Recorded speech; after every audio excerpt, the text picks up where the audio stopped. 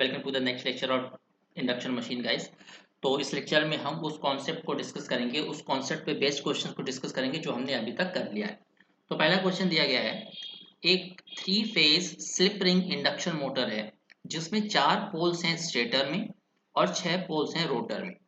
अब बोला जा रहा है कि when a 3 phase balanced source at 50 hertz is applied to the motor. तो अगर हम इस मोटर में 50 हर्ट्ज का बैलेंस वोल्टेज सोर्स अप्लाई करते हैं तो ये मोटर कितने स्पीड पे रन करेगी, इस मोटर की स्पीड क्या होगी। तो सबसे पहले देखिए, आपको रोटर पोल्स दिए गए हैं 4, सॉरी स्टेटर पोल्स दिए गए हैं 4 और रोटर पोल्स दिए गए हैं 6। मतलब rotor poles is not equal to stator poles. Rotor poles stator poles के बराबर नहीं है। तो मैंने क्या बताया था कि रोटर पोल जब भी स्टेटर पोल के बराबर नहीं होंगे तो motor will not work.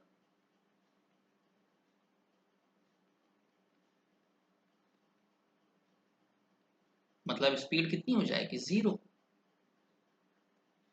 Machine को वर्क करने के लिए ये जरूरी है कि जितने नंबर ऑफ पोल्स स्टेटर में है उतने ही नंबर ऑफ पोल्स रोटर में होने चाहिए। तो ये याद रखिएगा। चलिए चलते हैं हम अपने नेक्स्ट क्वेश्चन पे।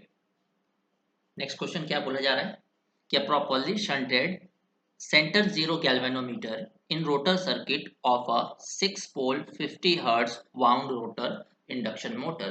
एक गैल्वेनोमीटर कनेक्ट किया गया है किसी भी इंडक्शन मोटर के रोटर सर्किट में जिसमें नंबर ऑफ पोल्स दिए गए हैं 6 और सप्लाई फ्रीक्वेंसी है 50। अब if the galvanometer makes 90 complete oscillation in 1 minute, जो गैल्वेनोमीटर है वो 90 ऑसिलेशन परफॉर्म करता है 1 मिनट में। तो अब देखिए, जो गैल्वेनोमीटर है वो लगाया कहाँ गया है, रोटर सर्किट में, और ये गैल्वेनोमीटर 90 ऑसिलेशन परफॉर्म कर रहा है 1 मिनट में। तो गैल्वेनोमीटर की जो फ्रीक्वेंसी है, हमें फ्रीक्वेंसी ऑफ गैल्वेनोमीटर दिया गया है कितना, 90 ऑसिलेशंस पर मिनट। तो हमने गैल्वेनोमीटर लगाया कहाँ है, रोटर सर्किट में। तो ये फ्रीक्वेंसी किसकी हुई, रोटर सर्किट की। तो रोटर की फ्रीक्वेंसी हमें दे दी गई है, रोटर फ्रीक्वेंसी ही गैल्वेनोमीटर की फ्रीक्वेंसी होगी। तो रोटर की फ्रीक्वेंसी हमें दे दी गई है 90 ऑसिलेशंस पर मिनट, बट हमें फ्रीक्वेंसी हर्ट्ज में चाहिए। तो हम क्या करेंगे, मिनट को चेंज कर देंगे सेकेंड में। तो पर सेकेंड में चेंज करिए तो हम क्या कर देंगे, 60 से डिवाइड करना पड़ेगा, ये आ जाएगा 1.5 हर्ट्ज। तो रोटर की फ्रीक्वेंसी हमें कितनी मिल गई, 1.5 हर्ट्ज। हमें calculate the speed of rotor, rotor की स्पीड निकालना है। तो रोटर की स्पीड का फॉर्मूला क्या होता है, nr is equal to ns 1 minus S. ये फॉर्मूला मैंने आपको पढ़ाया है।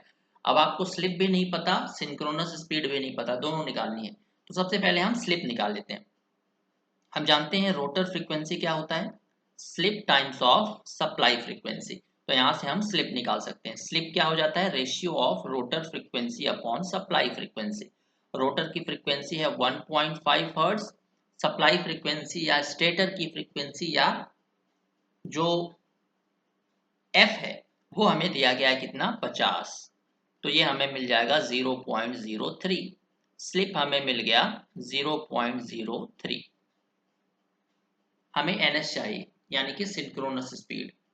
तो सिंक्रोनस स्पीड निकाल लीजिए। ns इज इक्वल टू क्या होता है, 120 f अपॉन p। तो 120 इंटू एफ, फ्रीक्वेंसी हमें स्टेटर की दी गई है 50, पोल्स दिए गए हैं 6। तो यह आ गया 1000 आरपीएम। तो ns हो गया 1000, 1 माइनस 0.03 यानी कि 970 आरपीएम। तो रोटर की स्पीड हमारी कितनी आ गई, 970 RPM. Option A will be the right answer. सही है। चलिए चलते हैं नेक्स्ट क्वेश्चन पे। नेक्स्ट क्वेश्चन हमें क्या दिया गया है कि एक 6 pole 50 hertz single phase induction motor है जिसकी स्पीड है 900 आरपीएम।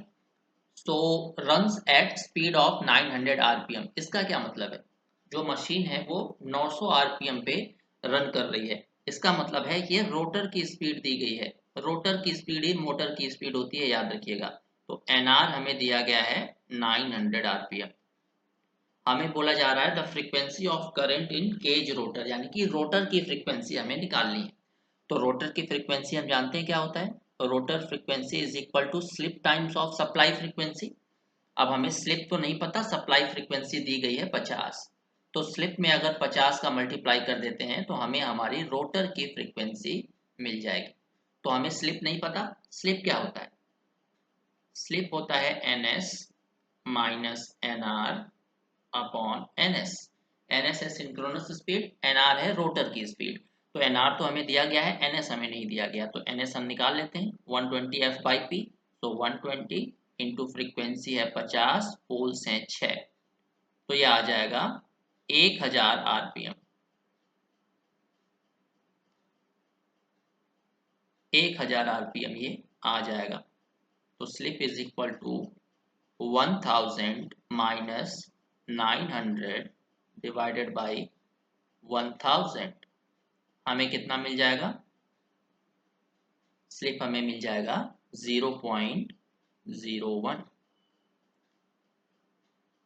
तो हम रोटर की फ्रीक्वेंसी निकाल सकते हैं, slip is equal to 0.01 into 50।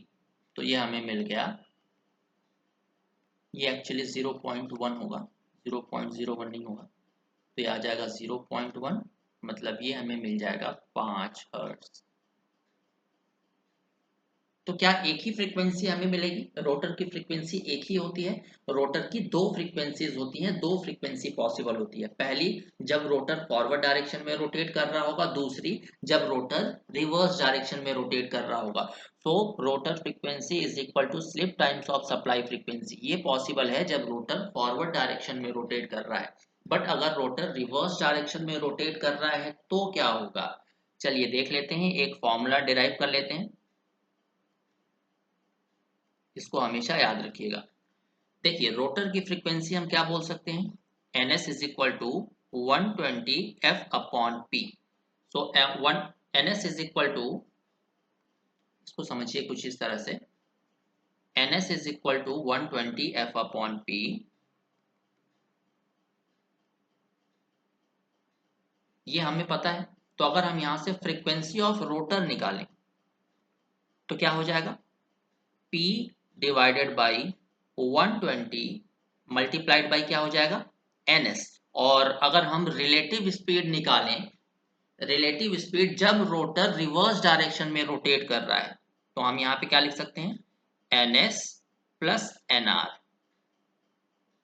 और इसको कन्वर्ट कर दीजिए rps में। तो रोटर की फ्रीक्वेंसी कितनी आ जाएगी, 60 से हम यहाँ पे डिवाइड कर देंगे। अगर ये आरपीएम में था ना अभी ns, जब हम इसे रिवॉल्यूशन पर मिनट से रिवॉल्यूशन पर सेकेंड में कन्वर्ट करेंगे तो 60 से डिवाइड कर देंगे तो यहाँ पे 2 आ जाएगा। तो 120 की जगह हम यहाँ पे लिख देते हैं 2, क्योंकि हमने इसे कन्वर्ट कर दिया है आरपीएस में। तो अब देखिए यहाँ पे आप एक काम करिए, ns से डिवाइड कर दीजिए, ns से मल्टीप्लाई कर दीजिए, ns p अपॉन 2, हमें क्या मिल जाएगा, ns plus nr upon ns। अब एक और काम करिए, F R is equal to ns p by 2, यहाँ पे हम क्या कर सकते हैं, ns प्लस nr है, तो प्लस ns माइनस ns, ऐसा कर सकते हैं, डिवाइडेड बाई ns। ns जोड़ दिया, ns घटा दिया, बात बराबर है। तो यहाँ पे हमें रोटर फ्रीक्वेंसी कितनी मिल जाएगी, ns p डिवाइडेड बाई 2। अब देखिए ये ns या nr minus nr minus ns एक साइड ले लीजिए, ये ns और ये ns को जोड़ दीजिए, plus 2ns divided by ns। सही है। अब एक काम करते हैं, F R is equal to ns p divided by 2, अलग अलग करते हैं, nr minus ns divided by ns plus 2ns divided by ns। ns से ns कैंसिल आउट, यहाँ बच रहा है 2। अब nr minus ns upon ns क्या होता है, ध्यान दीजिएगा, हम जानते हैं एस स्लिप क्या होता है, N S minus N R upon N S. तो यहाँ पे N S minus N R की जगह क्या है, N R minus N S. तो यहाँ से हम अगर माइनस कॉमन ले लेते हैं तो minus N S plus N R. तो यहाँ पे हमें क्या मिल जाएगा, माइनस स्लिप। तो rotor frequency is equal to ये वाला टर्म क्या हो जाएगा, poles into N S by two. ध्यान दीजिए, यहाँ से इस पर्टिकुलर एक्सप्रेशन से poles into N S divided by two, ये हो जाएगा फ्रीक्वेंसी एफ। तो ये हो जाएगा फ्रीक्वेंसी एफ, ये हो जाएगा माइनस स्लिप, करेक्ट। तो ये हो जाएगा 2 माइनस स्लिप। तो दूसरी फ्रीक्वेंसी रोटर की होती है frequency multiplied by 2 minus S. तो फ्रीक्वेंसी हमें दी गई है 50, 2 माइनस एस, 2 माइनस एस हमें दिया गया है 0.1। तो इसको जब हम सॉल्व करेंगे तो हमें मिल जाएगा 95 हर्ट्ज। तो दो फ्रीक्वेंसी हमें मिल जाएगी, एक मिल जाएगी 5 हर्ट्ज, दूसरी मिल जाएगी 95 हर्ट्ज। तो आपका ऑप्शन कौन सा हो जाएगा, ऑप्शन सी। ये तो थोड़ा सा टाइम इसलिए लगा इस क्वेश्चन में क्योंकि हम डेरिवेशन डिराइव करने लग गए, बट अब से आप याद रखिएगा, इस डेरिवेशन को नोट कर लीजिए। और दो चीजें याद रखिएगा इस क्वेश्चन से, कि दो फ्रीक्वेंसी पॉसिबल है रोटर की। एक rotor frequency is equal to slip times of supply frequency, दूसरी फ्रीक्वेंसी 2 माइनस एस। ये दो फ्रीक्वेंसी पॉसिबल है। चलिए चलते हैं नेक्स्ट क्वेश्चन पे। नेक्स्ट क्वेश्चन क्या दिया गया है, एक 6 पोल 50 हर्ट्ज की वाउंड रोटर यानी कि स्लिप रिंग इंडक्शन मोटर है। जब हम उसमें रेटेड वोल्टेज और रेटेड सप्लाई देते हैं तो एक ओपन सर्किट वोल्टेज डेवलप होता है कितने का, 100 वोल्ट का बिटवीन एनी टू रिंग्स। किसी भी दो स्लिप रिंग के बीच में 100 वोल्ट का वोल्टेज जनरेट होता है। तो under the same condition if the rotor is now driven by the means of, अगर हम रोटर को 1000 आरपीएम ऑपोजिट डायरेक्शन में रोटेट कराते हैं स्टेटर फील्ड के, तो ये बी वाला ऑप्शन आपका होमवर्क रहेगा, ए वाला मैं करवा देता हूँ। तो आपको बताना है कि the voltage available between slip ring and it's frequency in each of the cases will be. तो आपको कितना स्लिप रिंग के क्रॉस वोल्टेज डेवलप होगा, स्लिप रिंग कहाँ पे अवेलेबल है, रोटर के क्रॉस। तो हमें रोटर की फ्रीक्वेंसी बतानी है और रोटर पे कितना ईएमएफ जनरेट होगा, इंड्यूस होगा। तो चलिए देखते हैं।